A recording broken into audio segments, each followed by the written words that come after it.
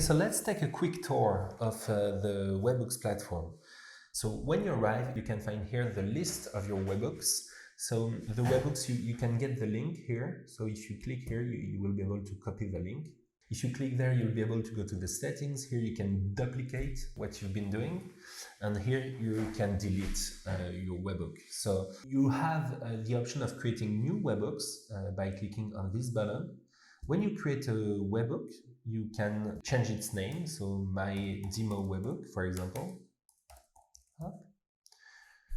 And you can have a choice of choosing between different templates. So at the moment we have two. So for example, for Stripe or for Google, or start from scratch. Okay.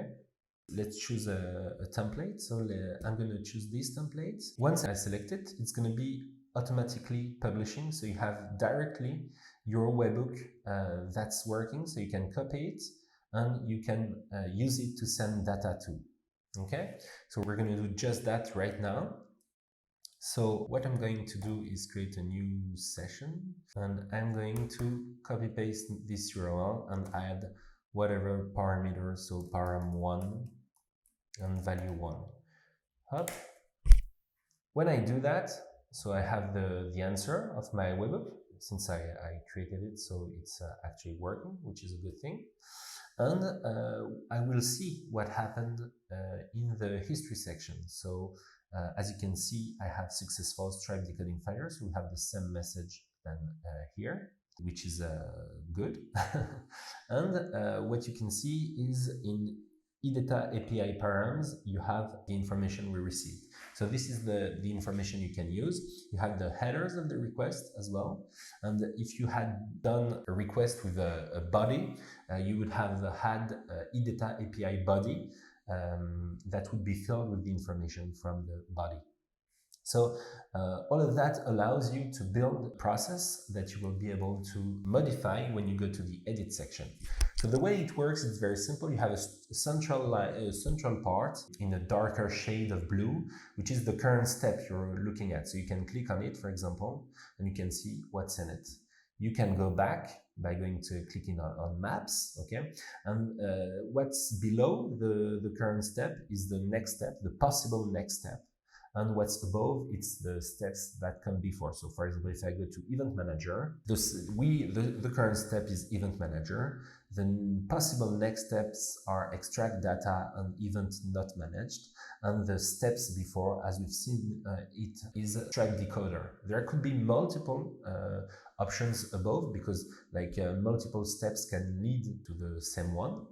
And so what's possible, you can create a new bubble. So when you're in a bubble, for example, this is a condition. So if something happens, you have several options. If something happens, I can go to this step or this step. So I just have to click on it and I can change it. And I can, for example, instead of saying, okay, I will go to extract data, I'm going to create another bubble before, which is going to say, I don't know, make an API call before, API call. So I'm going to build this API call, okay, and it sends me to the API call. I save, and then I can click just right here to make my API call. So like that, I can have like a post. It's very straightforward interface in terms of API call. And then I always have these options, which are like, what am I going to do next? Okay, if it works, if what I attempted to do worked, or what I'm going to do next if there is an error. So for example, I have a 404, so not found or something like that. I can set up some other behavior. So as you can see, I've selected none, so I have no steps after that, and I have still one step before. So let's go back to Event Manager. So since I don't actually want to make this API call, I'm just going to go back to API call, click on the button, and I'm going to put back extract data as it used to be.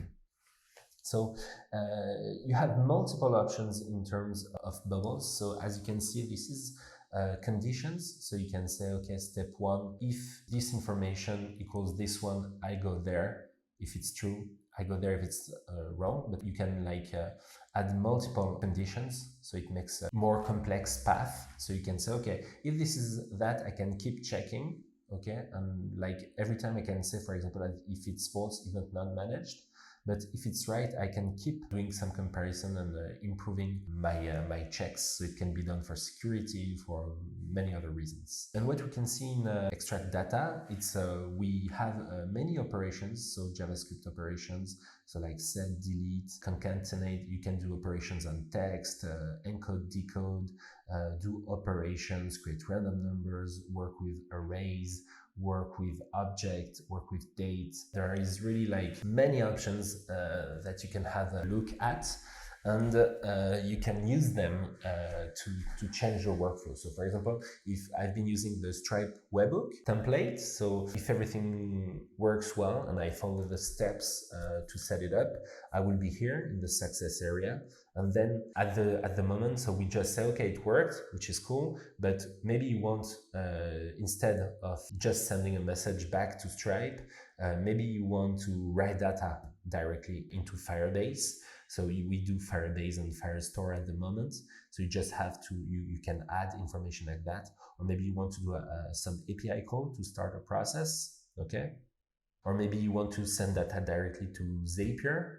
This is also possible. Or maybe you want to do some operations first, because that's what we've seen. You don't want to, you want to change, you want to reformat something. So this can be very interesting for you, like to follow up and change what's happening when you reach success, okay? And that way you can really build the interaction you actually want. Okay, so if you want to use Firebase, there are like a few things to do. So you can connect your account, and we will be creating a video dedicated to connecting Firebase and to show you how this works.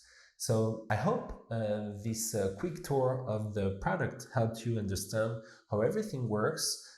We have other videos that will show you like how to connect to specific integrations, and also we will have videos to show you like how each bubble works. We already have some. We'll put them into the description, and we hope this will be useful and will help you set up your webhooks with no effort. See you around.